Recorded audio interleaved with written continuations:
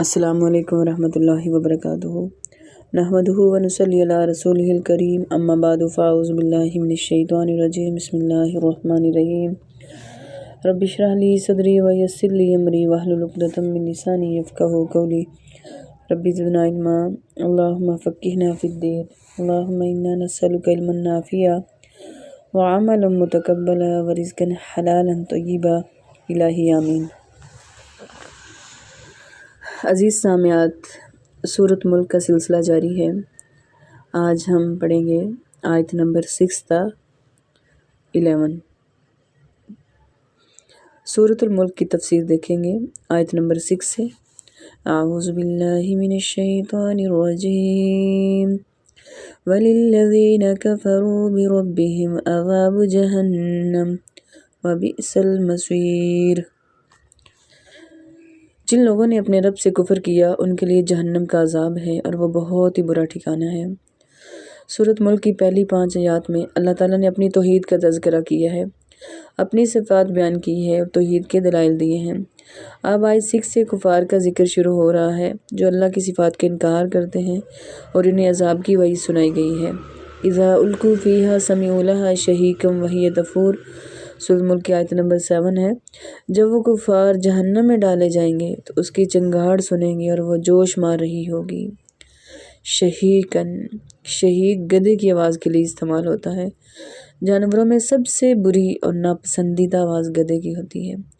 اس آواز کے 2 معنی بیان کیے جاتے ہیں، یہ جہنم کی آواز ہوگی یا دوسری یہ جہنمیوں کی آواز ہوگی جو پہلے جہنم میں موجود ہوں گے۔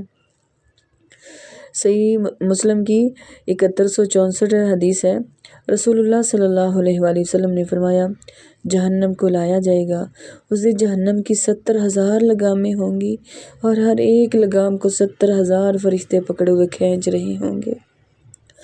تکاد تمیز من الغیظ، معلوم ہوتا ہوگا کہ شدت غضب میں پھٹ جائے گی۔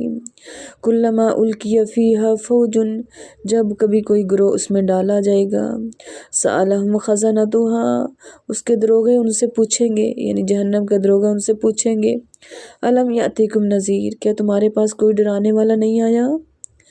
آگ کافروں کو دیکھ کر اس طرح کہ گویا غصے سے پھٹ جائے۔ اس آیت سے ثابت ہوتا ہے کہ اللہ آگ کو بھی شعور عطا کریں گے اور اللہ تو ہر شے پہ قادر ہے۔ اللہم اجرنا من النار۔ فرشتے جانتے ہوں گے ان کے پاس خبردار کرنے والے آئے تھے، کیونکہ اللہ اس وقت تک کسی بستی کو ہلاک نہیں کرتا جب تک ان پہ حجت تمام نہ کر دے۔ آگے سے لوگ کہیں گے، قالوا بلی قد جاءنا نذیر، کہیں گے کیوں نہیں، بے شک ہمارے پاس ڈرانے والے تشریف لائے تھے۔ فکذبنا، تو ہم نے جھٹلا دیا۔ وقلنا ما نزل اللہ من شیء، اور کہا اللہ نے کچھ نہیں اتارا۔ ان انتم الا فی ضلال کبیر، تم تو نہیں مگر بڑی گمراہی میں، یعنی ہم ڈرانے والوں کو یہ کہتے تھے۔ وقالوا لو کنا نسمع او نعقل ما کنا فی اصحاب السعیر، وقالوا، وہ کہیں گے، لو کنا نسمع، اگر ہم سنتے، یعنی کہ کاش ہم سن لیتے، او نعقل، یا ہم اس کو سمجھ لیتے، یعنی ان کی بات کو ڈرانے والوں کی، ما کنا فی اصحاب السعیر، تو دوزخ والوں میں نہ ہوتے۔ کفار قیامت کے دن پچھتائیں گے۔ ہدایت کے لیے 2 باتوں کا ہونا ضروری ہے، ایک سننا، نمبر 2 شعور رکھنا۔ یا نسمع و نعقل کی بات ہوئی ہے کہ سننا اور عقل سے کام لینا، شعور رکھنا۔ قرآن و حدیث کے جو دلائل پیش کیے جائیں اسے سنیں اور سن کر غور و فکر کریں، یہ ہمارے لیے عمل کی بات ہے تاکہ ہم سمجھ جائیں اور یہ حق ہے اور اس میں کوئی کجی نہیں ہے، یعنی کہ قرآن و حدیث کے جو دلائل پیش کیے جائیں اسے سنیں اور سن کر غور و فکر کریں تاکہ ہم سمجھ جائیں کہ یہ حق ہے اور اس میں کوئی بھی کجی نہیں ہے۔ فَاعْتَرَفُوا بِذَنبِهِمْ فَسُحْقًا لِّأَصْحَابِ السَّعِيرِ، اب اپنے گناہوں کا اعتراف کر لیں گے، بس دوری ہے آگ والوں کے لیے۔ اس آیت میں جہنمیوں کی حسرت کا ذکر کیا جا رہا ہے اور ذکر کیا گیا ہے کہ وہ اپنے جرم کا اعتراف کر لیں گے، کہیں گے فَاعْتَرَفُوا بِذَنبِهِمْ، وہ اعتراف کر لیں گے اپنے گناہوں کا، فَسُحْقًا لِّأَصْحَابِ السَّعِيرِ، لیکن اب ان کا اعتراف کرنا انہیں فائدہ نہیں دے گا، دوری ہے آگ والوں کے لیے۔